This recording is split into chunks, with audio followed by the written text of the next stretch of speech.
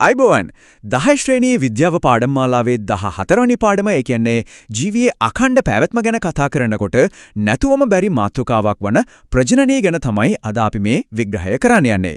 කොහොමද මේ පෘථිවිය මතේ ජීවිය එක පරම්පරාවකින් තවත් පරම්පරාවකට නොනැසී දිගටම පවතින්නේ? අන්න ඒ රහස තියෙන්නේ මේ ක්‍රියාවලිය ඇතුලේ. ඉතින් අපි මේ කතාව පටන් ගමු හරිම සරල ඒත් ගොඩක් ගැඹුරු ප්‍රශ්නකින්. ජීවියක් තමන්ගේ ප්‍රවත්ම දිගටම තියාගන්න සාහතික කරගන්නේ කොහොමද? ඔන්න ඔය ප්‍රශ්නට දෙන උත්තරය තමයි අපි අද ගැඹුරින් බලන්න යන්නේ. අන්න ඒ උත්තරේ තමයි ප්‍රජනනය. සරලවම කිව්වොත් ප්‍රජනනය කියන්නේ තමන් වගේම අලුත් ජීවීන්. ඒ කියන්නේ දරු පරම්පරාවක් බිහි කිරීමේ ජීව විද්‍යාත්මක ක්‍රියාවලියට. මේක ජීවීන්ට විතරක්ම උරුම වුණු ජීවයේ අඛණ්ඩ පැවැත්මට අත්‍යවශ්‍යම පුදුම හැකියාවක්. හරි. එහෙනම් අපි බලමු ජීවීන් මේ හරිම වැදගත් කාර්ය කරන්න පාවිච්චි කරන ප්‍රධාන පාරවල් දෙක මොනවද කියලා. ජීවලෝකයේ දිහා බැලුවම මූලිකවම ප්‍රජනන ක්‍රම දෙකක් අපිට හඳුනා ගන්න පුළුවන්. එකක් තමයි අලිංගික ප්‍රජනනය, අනික ලිංගික ප්‍රජනනය. මේ දෙකේ තියෙන ලොකුම මූලිකම වෙනස තමයි අලිංගික ප්‍රජනනයට අවශ්‍ය වෙන්නේ එකම එක මාතෘ ජීවියෙක් විතරයි.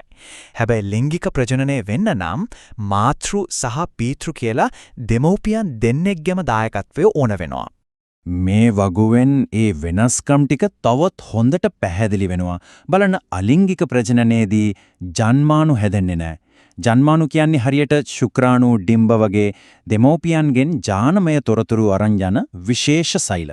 ඉතින් ජන්මාණු නැති නිසා අලිංගිකව බිහිවෙන දරුවෝ ජානමය වශයෙන් අම්මගෙම හරි තාත්තගෙම හරි ඒ කියන්නේ මාතෘ ජීවියාගෙම කාබන් කොපියක් වගේ. මේකේ වාසිය තමයි වේගයෙන් දරුවන් බිහි කරන්න පුළුවන් වීම. හැබැයි ලිංගික ප්‍රජනනයේදී දෙමෝපියන් දෙන්නෙක්ගෙම ජන්මාණු එකතු වෙන නිසා දරුවන්ට දෙමෝපියන් දෙන්නගෙම ලක්ෂණ මිශ්‍ර වෙලා ලැබෙනවා. මේ නිසා ඇතිවෙන විවිධත්වය වෙනස් වෙන පරිසර තත්ත්වයන්ට අනුවර්තනය වෙන්න ජීවින්ට ලොකු උදව්වක්.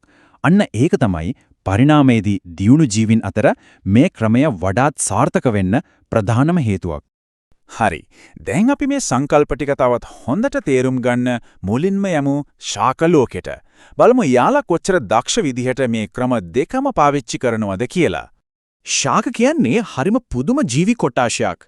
මොකද යාලා මේ ක්‍රම දෙකම හරිම සාර්ථකව පාවිච්චි කරනවා. ශාකවල අලිංගික ප්‍රජනන ක්‍රමයට අපි විශේෂ නමක් කියනවා. ඒ තමයි වර්ධක ප්‍රචාරණය. මේ ස්වභාවික වර්ධක ප්‍රචාරණ ක්‍රම අපේ වටපිටේ ඕනතරම් දකින්න ලැබෙනවා. හිතන්නකෝ කරපිංචා, දෙල් වගේ ශාක මුල් වලින් අලුත් පැල දානවා. අක්කපාන වගේ ශාක කොළ වලින් පැලවෙනවා. කෙසෙල්, අන්නාසි වගේ ශාක මොටියන් කියන කොටස් වලින් පැතිරෙනවා. ගොටුකොළ වගේ ශාක ධාවක කියන කඳන් වලින් පැල බිහි කරනවා. ඒ වගේම එඟුරු, අර්තාපල් වගේ ශාක මේ වැඩේට එයාලගේ භූගත කඳන් යොදා ගන්නවා. මෙන්න බලන්න භූගත කඳන් වලට නියම උදාහරණ ටිකක්. ඉඟුරු වල තියෙන්නේ රයිසෝම කියන වර්ගය. අර්තාපල් වල තියෙන්නේ ආකාන්ද කියන වර්ගය. මේවායි පෙනුම එකිනෙකට වෙනස් වුණත් මේ ඔක්කොම ඇත්තටම කඳේම විකරණය වෙච්ච කොටස්. මේවායි තියෙන අංකුර වලින් තමයි අලුත්ම අලුත් ශාකයක් හැදෙන්නේ. හරි අලිංගික ප්‍රජනනයේ පැත්ත එහෙමයි. දැන් නැති ශාකවල ලිංගික ප්‍රජනනයේ පැත්තට හැරුණොත් එතන කතාවේ ප්‍රධාන චරිතය ඒ කියන්නේ නළුවා වෙන්නේ පුෂ්පය. අපි කවුරුත් දන්න මල. පුෂ්පය කියන්නේ හරියට ශාකයක ලිංගික ප්‍රජනනයටම හදපු විශේෂිත කර්මාන්ත ශාලාවක් වගේ. මේ රූපසටහනේ පේන විදිහට පරාග හදන පුරුෂ කොටස ඒ කියන්නේ පුමංගය සහ ඩිම්බ තියෙන ස්ත්‍රී කොටස ඒ කියන්නේ ජායංගය කියන ප්‍රධාන කොටස් දෙකම මෙතන තියෙනවා. ඉතින් ශාකවල ලිංගික ප්‍රජනනය පටන් ගන්න තියෙන පළවෙනිම සහ අත්‍යවශ්‍යම පියවර තමයි පරාගණය කියන්නේ. හරිම සරලයි. ඒ කියන්නේ මලක පුරුෂ කොටසේ හැදෙන පරාග ස්ත්‍රී කොටසේ කලංකය කියන තැනට යන එකටයි. පරාගණය සිද්ධ වෙන ප්‍රධාන විදිහ දෙකක් තියෙනවා. වම් පැත්තේ රූපෙන් පේන්නේ ස්වපරාගණය. ඒ කියන්නේ එකම මලේ තියෙන පරාග ඒ මලේම කලංකයේ උඩට වැටෙන එක.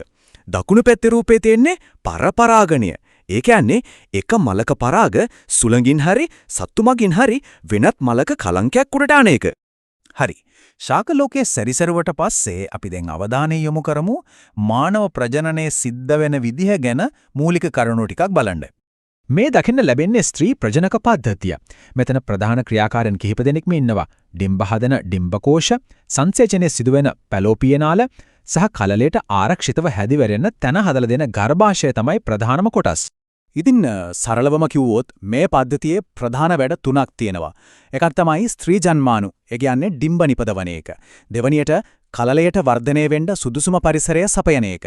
තුන්වෙනියට ඊස්ට්‍රජන්, ප්‍රොජෙස්ටරෝන් වගේ අත්‍යවශ්‍ය හෝමෝන නිපදවන එක.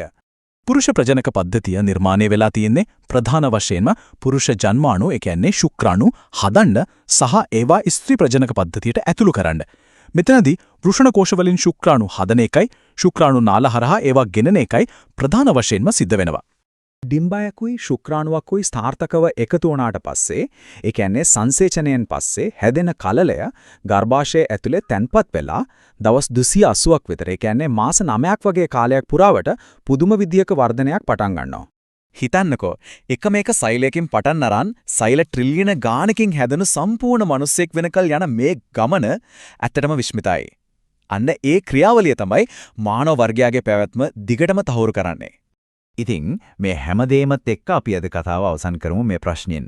මේ පෘථිවියේ තියෙන පුදුමාකාර ජීවි විවිධත්වය දිහා බැලුවම එකක් වේගයෙන් පැතිරෙන්න උදව් වෙනවා, අනික විවිධත්වය ඇති කරලා නොනැසී ඉන්න උදව් වෙනවා.